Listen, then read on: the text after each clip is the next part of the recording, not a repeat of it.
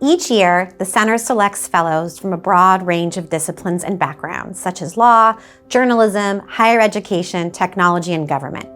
Fellows receive funding to further the national conversation related to expression and democratic participation on college campuses.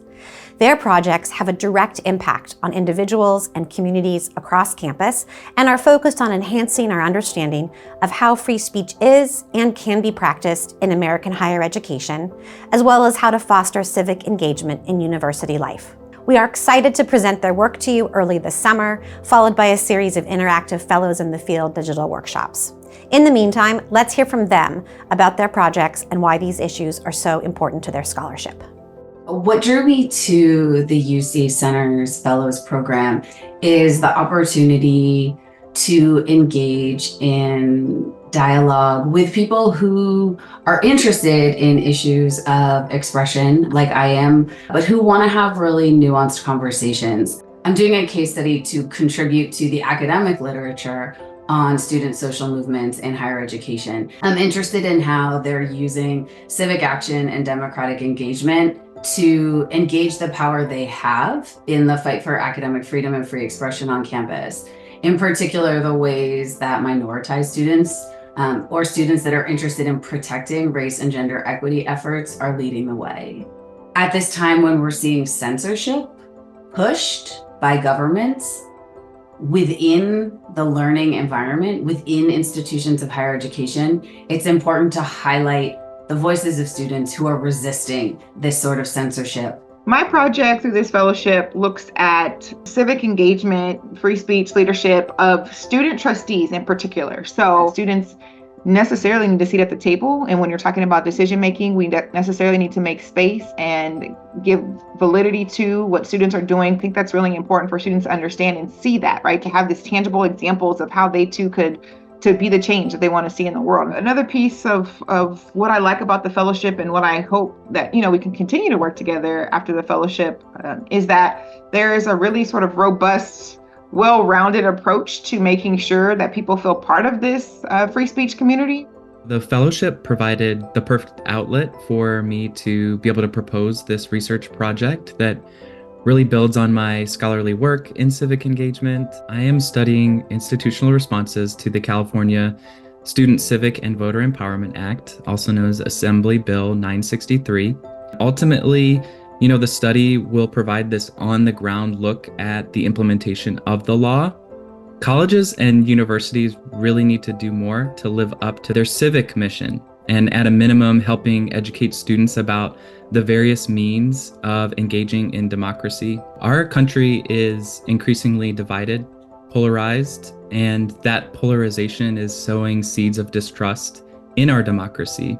I'm looking at undergraduate and graduate students that have reported experiences of biased language. My goal with this project is to understand from a student's perspective who've been through this experience, what that actually looks like and feels like. How does that sort of rationale of this thing that you experience is considered free speech? How does that impact them? And what might institutions do differently? My hope is that we can think about different ways to address bias, expression, and speech beyond the ways that we have been taught to think about free speech. My project entails me having critical narrative conversations with about 25 diversity professionals in the states who have proposed DEI bans. This project is really a call to action for both universities as well as governors and legislators to really rethink these attacks on DEI.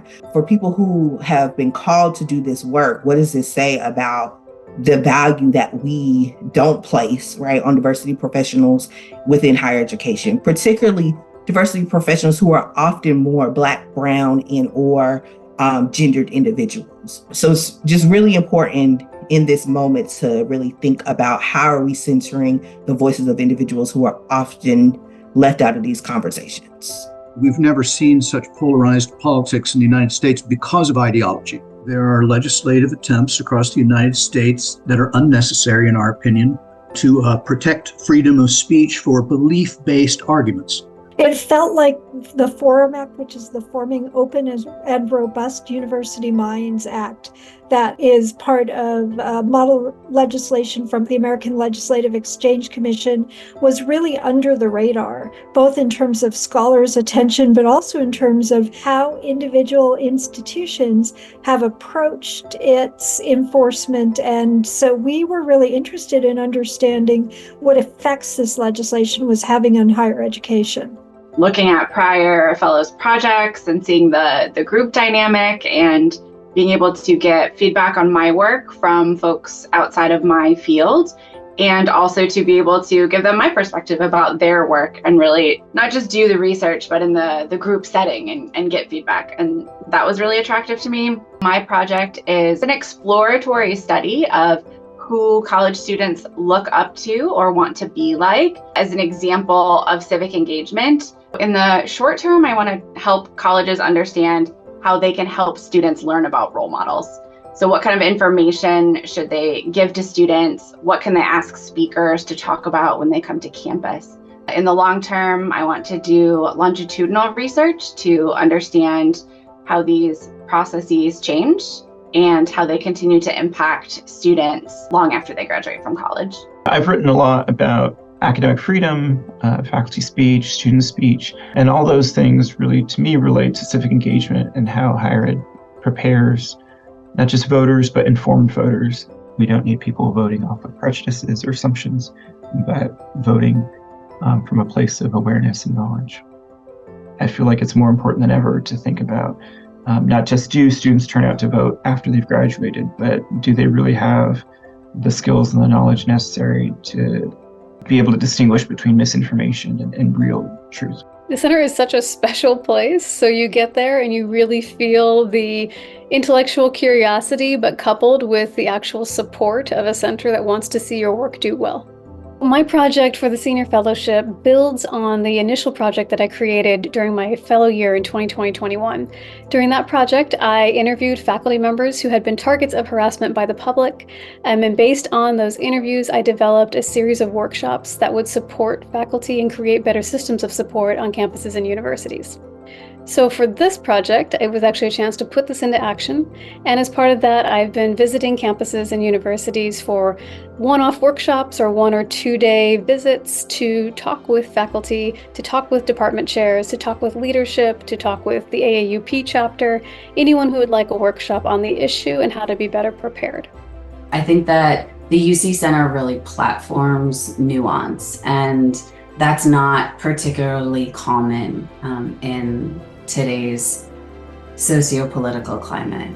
It's neat to be able to talk about not just your own work, but also current events as they're unfolding. There's been so many contemporary issues. Civic engagement is not something that you can leave on a shelf anywhere. It has to follow you. You have to continue to do that no matter what profession you have, no matter where you go to school. For me, this fellowship is the beginning of a long relationship with my fellow fellows and with the UC Center.